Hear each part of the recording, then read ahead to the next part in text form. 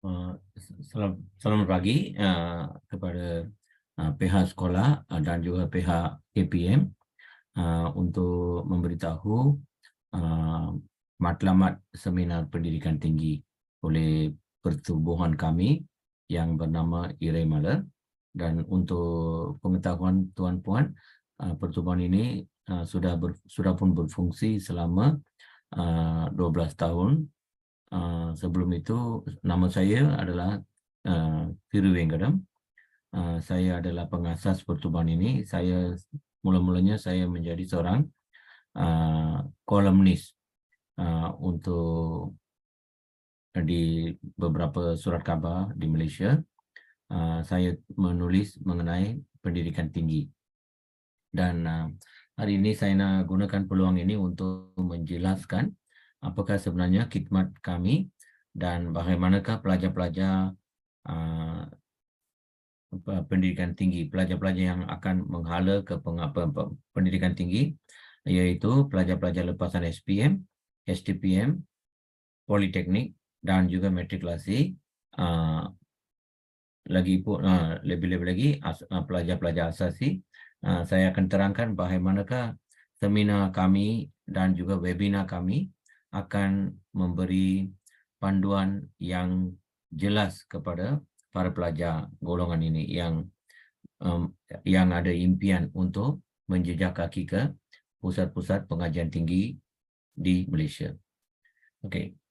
Di sini kan saya akan terangkan dengan jelas Hala 7 Akademi untuk pelajar-pelajar lepasan SPM, STPM, matrikulasi dan juga politeknik. Pelajar asasi juga tidak ditinggalkan. Penerangan yang dalam mengenai bantuan yayasan negeri masing-masing.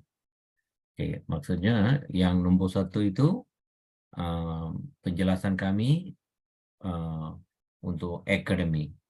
Nombor 2, penjelasan kami yang berkaitan dana, beasiswa, pinjaman, oleh yayasan negeri masing-masing.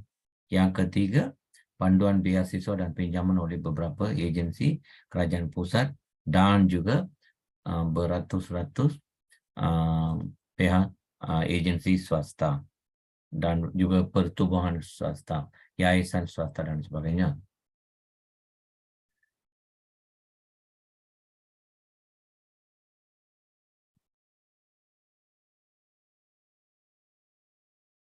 Kemudian, the 3 main government program application parts. 3 hala 7 permohonan oleh pelajar-pelajar lepasan SPM. Dan juga pelajar-pelajar STPM setaraf. STPM setaraf bermaksud di sini para pelajar lepasan STPM, matrikulasi, politeknik dan pelbagai diploma. Di sini kan laluan pendidikan tinggi bagi pelajar lepasan SPM dan STPM setara menurut UPU dan beberapa permohonan langsung. Apa yang saya bermaksud di sini, bukan semua peluang pendidikan tinggi diberi menerusi saluran UPU. Ada juga yang banyak peluang pendidikan tinggi di institusi-institusi kerajaan di luar UPU. Maksudnya tidak dikendalikan oleh UPU. Yang ini pula carta ringkas. Saya akan mengambil masa lebih kurang 10 minit semasa webinar atau seminar saya. Di sini saya terangkan secara ringkas apakah laluan, apakah permohonan yang perlu dibuat ataupun akan dibuat oleh pelajar-pelajar SPM yang IPG, matrikulasi, UPU, apakah kandungan UPU.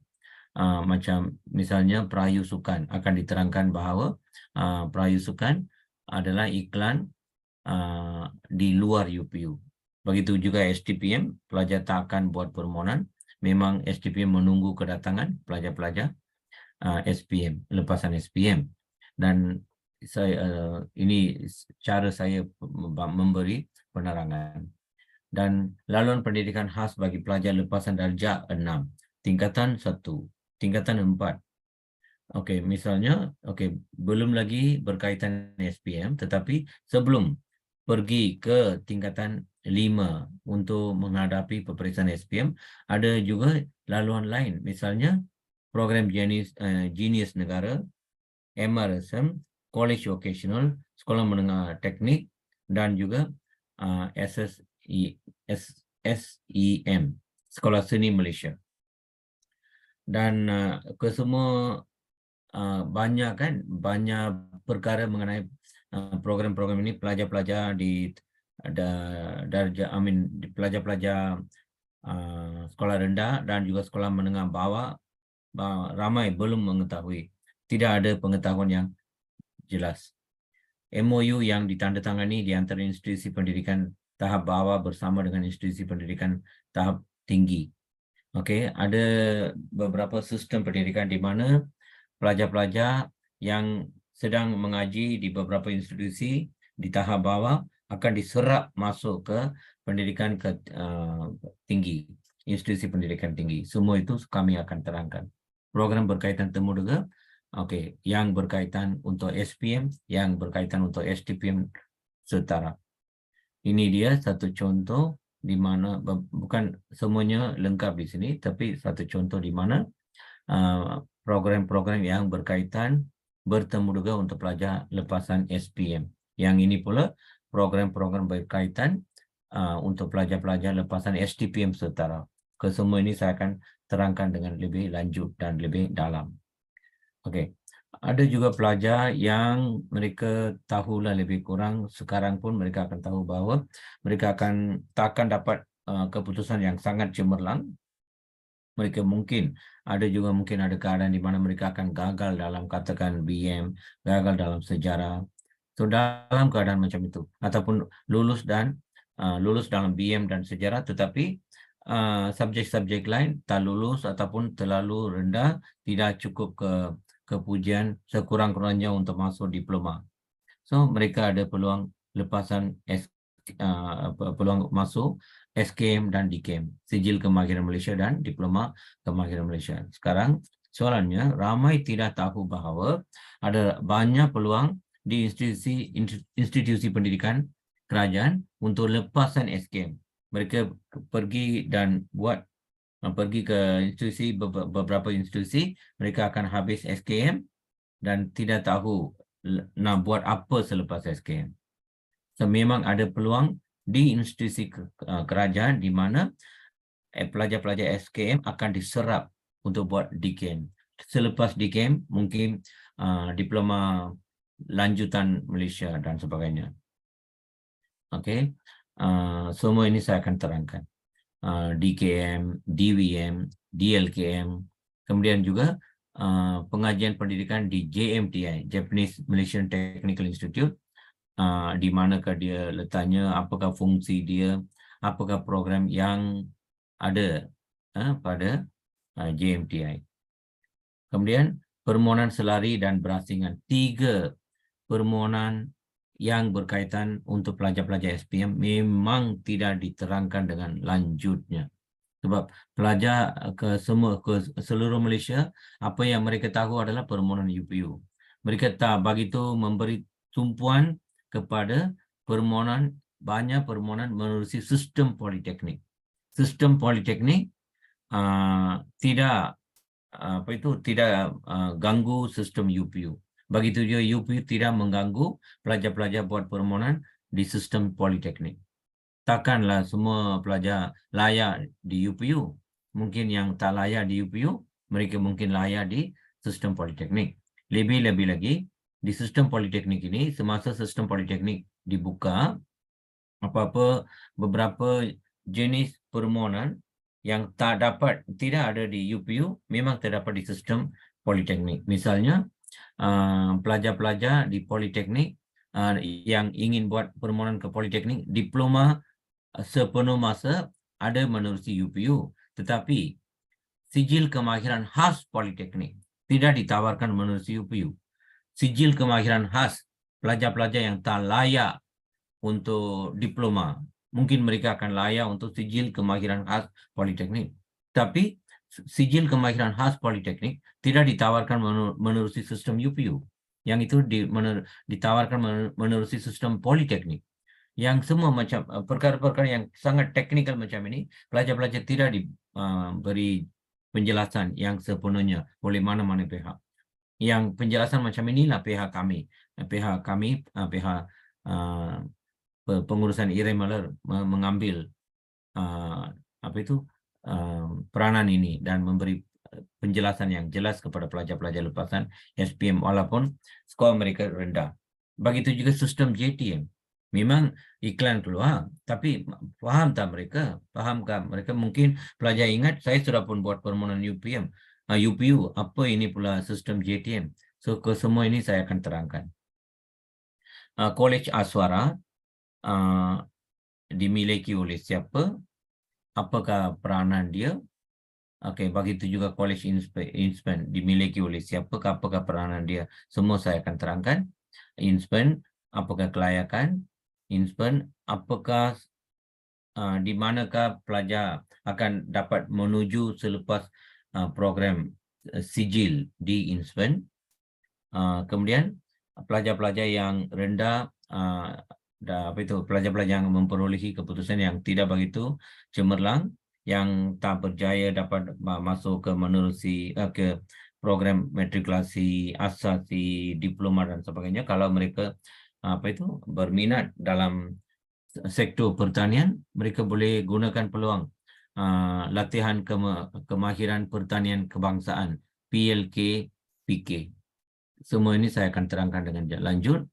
Begitu juga program-program yang dapat di institusi ILP, IKTBN, SKM, DKM, dan sebagainya.